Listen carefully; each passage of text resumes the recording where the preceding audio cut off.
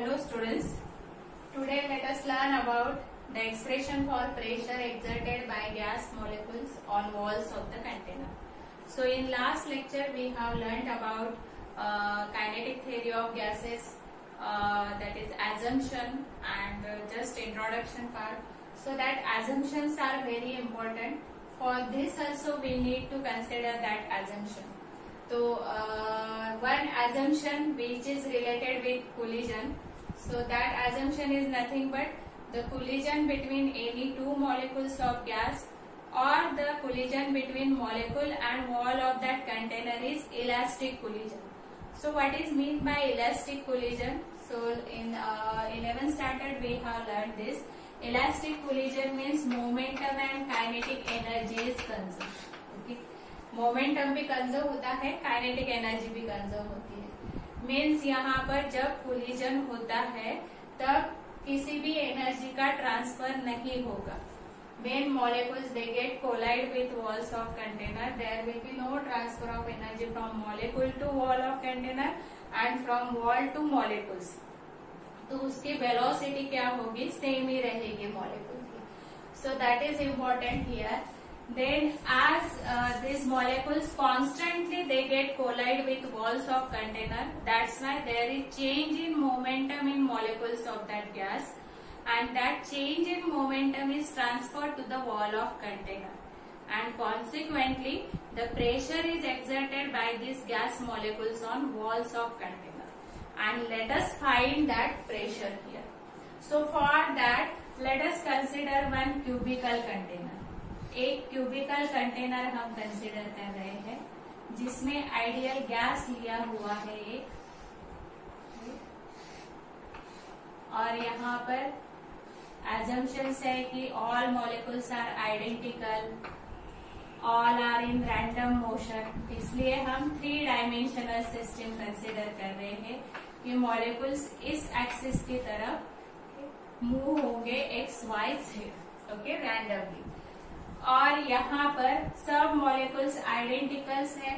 तो first let us consider n be the total number of molecules, total number of molecules. और यहाँ पर हम स्मॉल m लेते हैं, mass of each molecule, mass of each molecule.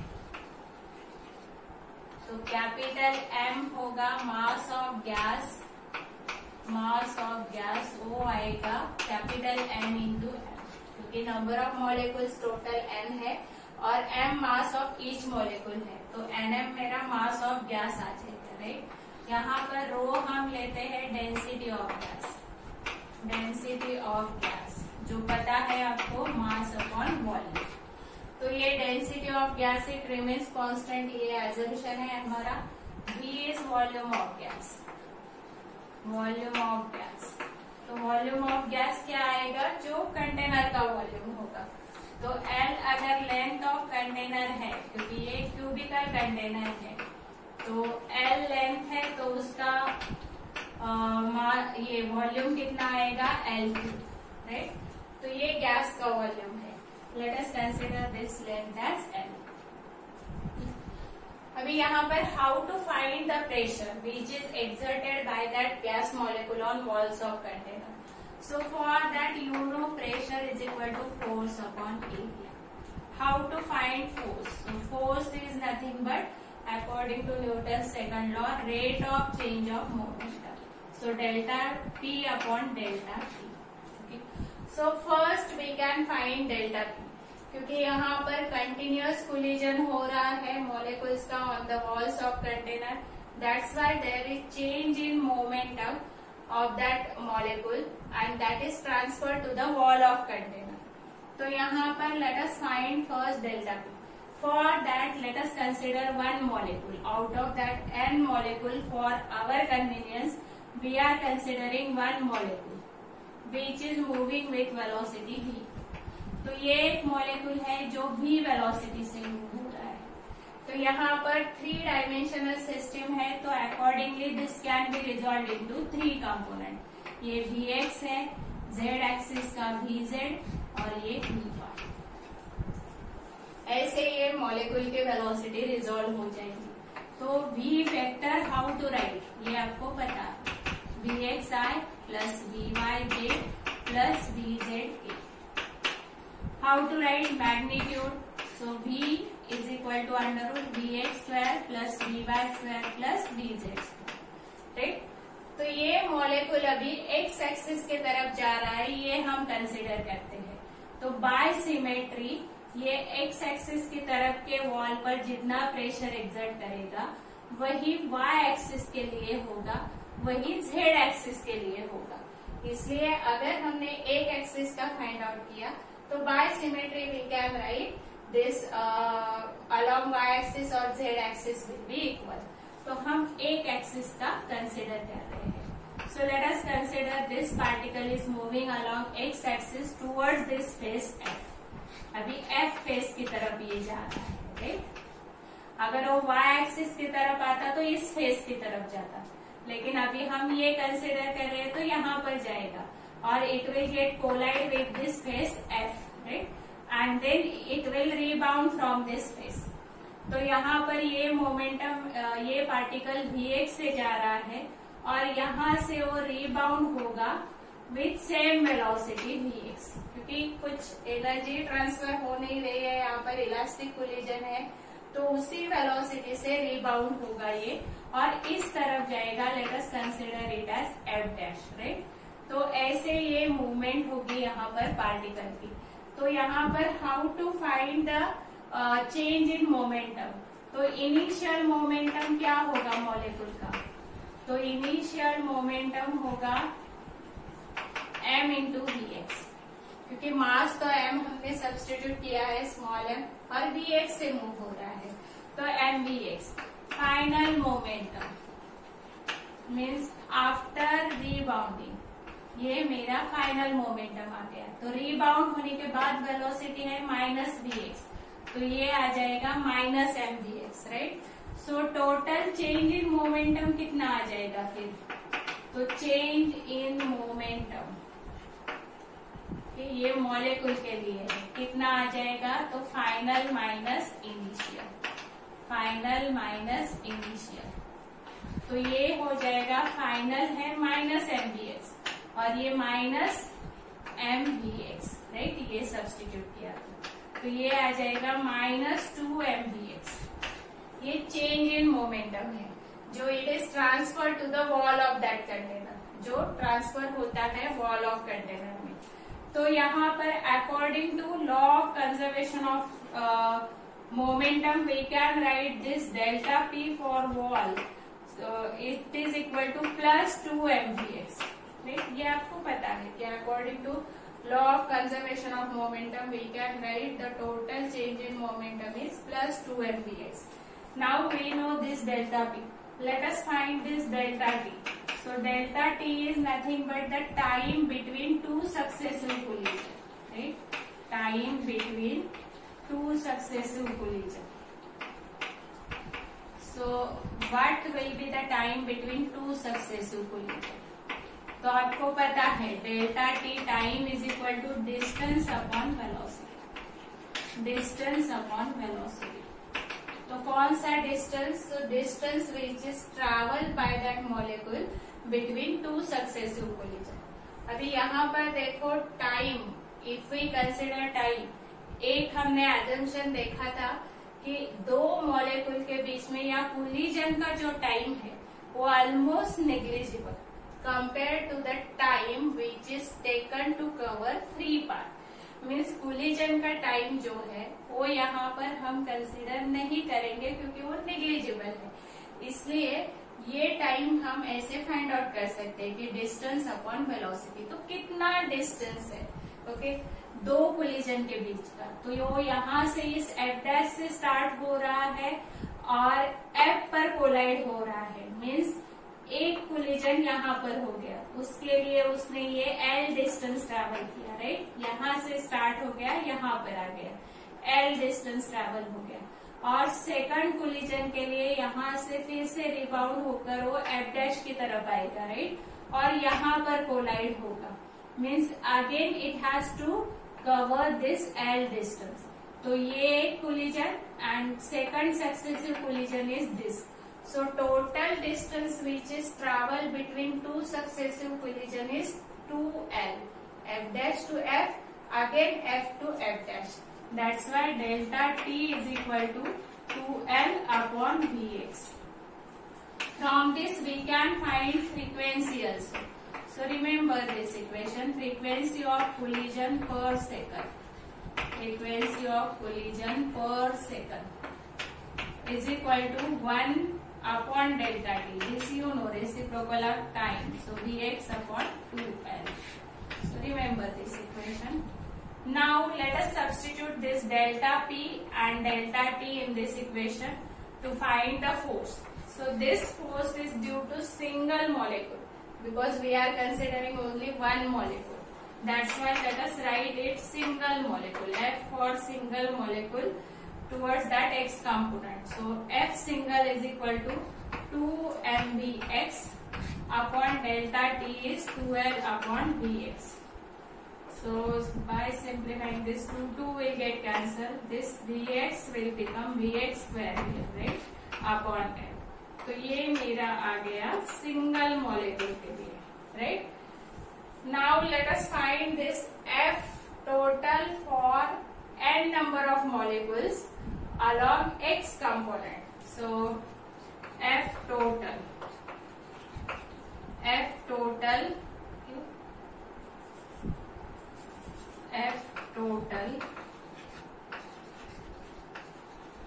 along x component or for x component. F total along x component कितना आ जाएगा m by l summation of Vx square. क्योंकि एक component Vx1 से जा रहा है, second component will go Vx2, Vx3, Vx4, ऐसे Vxn velocities आपको मिल जाएंगे, राइट. तो उन सब का समेशन अगर मैंने यहाँ पर ले लिया तो मुझे F टोटल मिल जाएगा फॉर x कंपोनेंट. तो let us find this summation of Vx square. So how to find this summation of Vx square.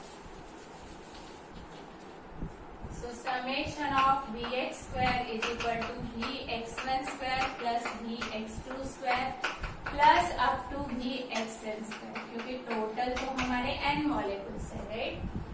तो अभी मैं ये समेशन Vx स्क्वायर जो है वो मैं मीन स्क्वायर में लिखती हूँ, राइट. तो mean square velocity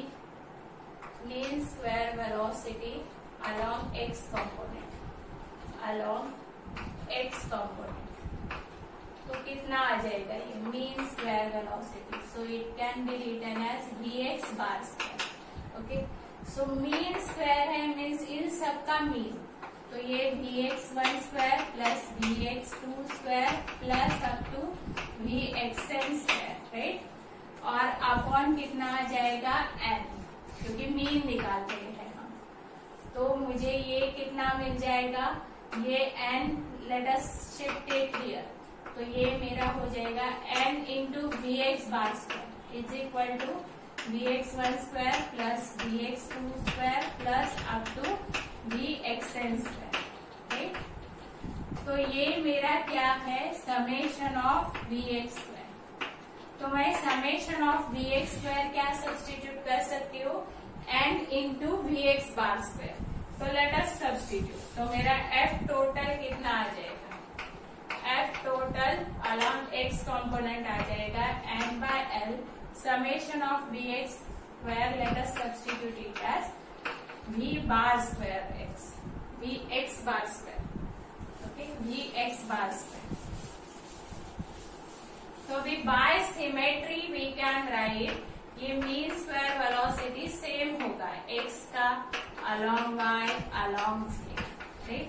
mean square velocity और इन सब का ये मीन मैं लेती हूँ v bar square which is nothing but mean square velocity of all components. Mean square velocity, total mean square velocity.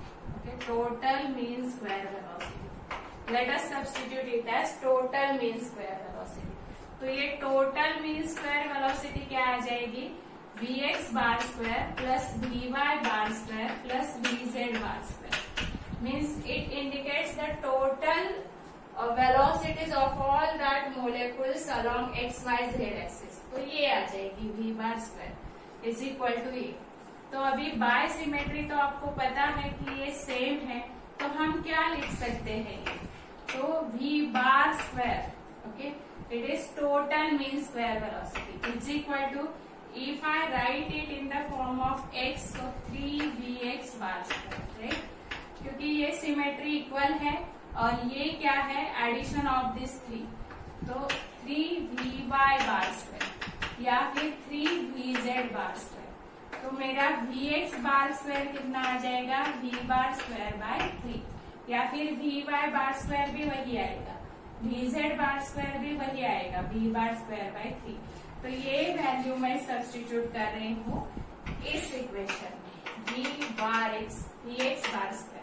तो मेरा F टोटल आ जाएगा यहाँ पर, F टोटल, अभी ये टोटल के लिए है, खाली x के लिए नहीं, अभी फुल टोटल निकलेगा मेरा. तो ये होगा m by L into n into v bar square by 3, right. तो ये मेरा फुल, ये gas molecules which is exerted that force on walls of container, ये टोटल फोर्स निकला, राइट. तो अभी टोटल प्रेशर निकालते हैं फिर, total pressure which is exerted by all gas molecule, so that is nothing but F by A.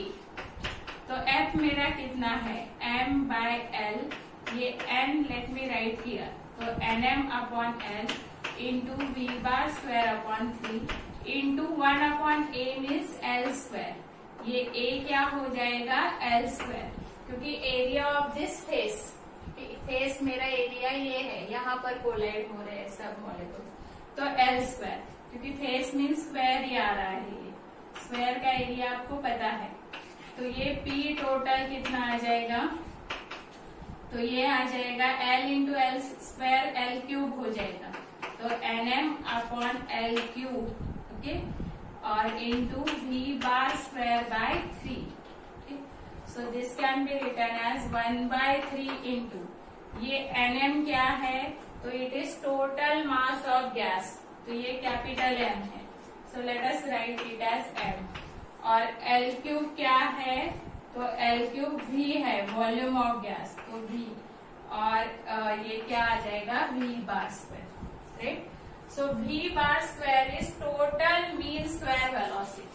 अभी total mean square velocity we can write it as a root mean square velocity. So what is root mean square velocity, RMS. So root mean square velocity is square root of mean square velocity. Okay, so root mean square velocity is defined as square root of mean square velocity. तो अगर मैंने इसका square ले लिया, okay, square of this root mean square velocity is equal to, इसका square mean square root निकल जाएगा, तो v bar square is equal to v square RMS. So I can write this p total is equal to 1 by 3 m by v into v RMS square, right? Instead of v bar square we can write v RMS square. So remember this root mean square velocity, mean square velocity, right, relation between them. So this is nothing but expression for pressure. We can write this as, if I substitute for this m by v as rho, because you know density of gas is mass upon volume. So 1 by 3 rho v square RMS. Right? So this is nothing but the expression for the pressure which is exerted by this gas molecule on walls of container. So this is valid for all shapes of container. हमने अगर shape change किया तो volume change हो जाएगा, लेकिन ये equation वही तुम्हारा आएगा, valid होगा हर एक shape के लिए. So that depends on that volume, it depends on that shape of container. So this is nothing but that expression. From this expression we have to learn about kinetic energy, then relation between RMS velocity means root mean square velocity and temperature. So that we will learn afterwards. First let us solve simple numericals which are related with this.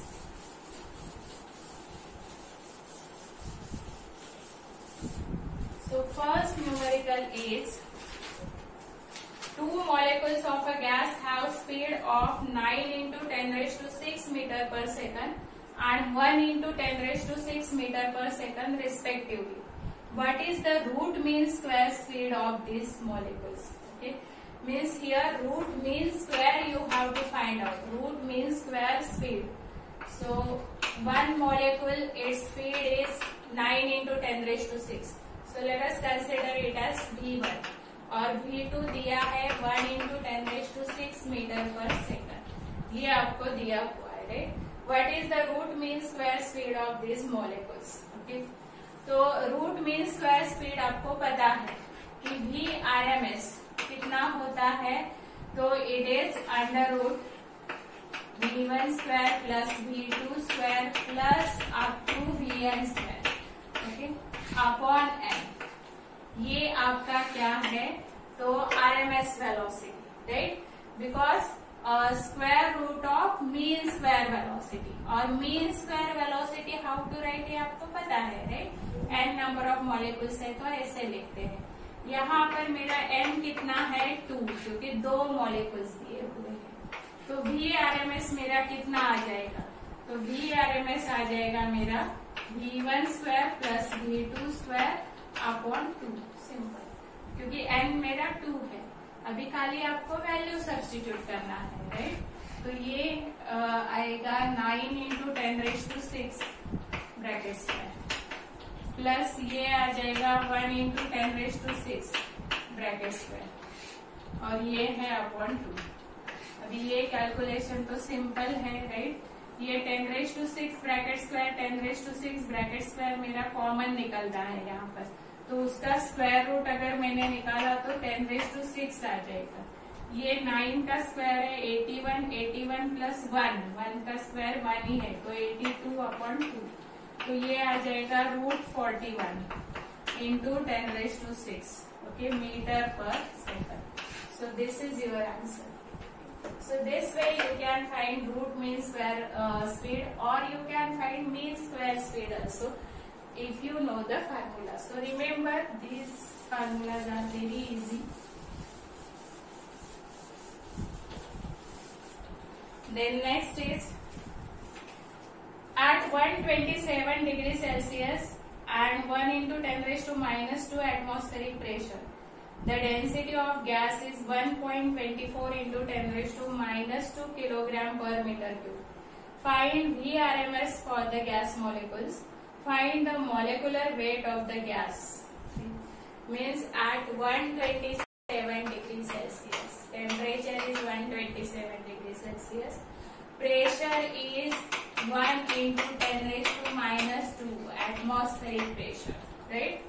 And your density is given. Rho is 1.24 into 10 raised to minus 2 kilogram per meter cube. This is given. You have to find VRMS. Okay? तो ये pressure we need to write in Newton पर metre square. तो कैसे लिखते हैं, 1 into 10 raised to minus 2 atmospheric pressure अगर हमें Newton पर मीटर स्क्वायर में करना है तो 1.03 into 10 raised to 5 में मल्टीप्लाई करना पड़ेगा न्यूटन पर metre square. You know this, right. ये temperature let us convert it in kelvin. तो T इज इक्वल टू 127 प्लस 273. तो ये आ जाएगा 400, राइट, 400 केल्विन. ओके, तो ये हो गया आपका टेम्परेचर. रो दिया हुआ है. How to find VRMS, you know. So what is relation between pressure and VRMS? So P is equal to 1/3 rho into VRMS square, right? So VRMS square is equal to 3P upon rho. तो VRMS कितना आ जाएगा, under root 3P upon rho. Now substitute the value. 3P कितना है, 1 into 10 raised to minus 2 into 1.03 into 10 raised to 5. Okay, upon ये रो कितना है, 1.24 into 10 raised to minus 2. So if I simplify and if I do this calculation, I get 495. Metre पर second. ये मेरा RMS speed है। अब ये आरएमएस स्पीड आने के बाद आपको क्या निकालना है? Find the molecular weight. Okay, so how to find the molecular weight? So for that you know what is relation between pressure and this mass and volume. So I can write this as 1 by 3 m by v square RMS, right? Rho is m by v. Now let us transfer this v this side. So PV is equal to 1/3 m v square RMS. तो ideal gas equation से मैं लिख सकती हूँ ये RT, right? तो ये हो जाएगा यहाँ पर PV is equal to RT is equal to 1 by 3 m v square RMS। तो v स्क्वायर RMS कितना आ जाएगा? मीन्स RMS वेलोसिटी का स्क्वायर, RT 3RT अपॉन क्या होगा? ये कैपिटल है। So this molecular weight we have to find. तो यहाँ पर अभी आपको ये m फाइंड आउट करना है। तो ये 3RT अपॉन VRMS स्क्वायर, क्योंकि VRMS स्क्वायर तो आपको पता है। 3R का वैल्यू आपको पता है, it is R is equal to 8.314। So 8.314 into temperature is 400 upon 495 bracket square. तो ये आपको मिल जाएगा 0.046 ओके किलोग्राम पर मोल, क्योंकि 1 मोल के लिए हमने कंसिडर किया है ये इक्वेशन। तो 0.0406 kilogram per mole. So this way we can find RMS speed और we can find density also if you know that.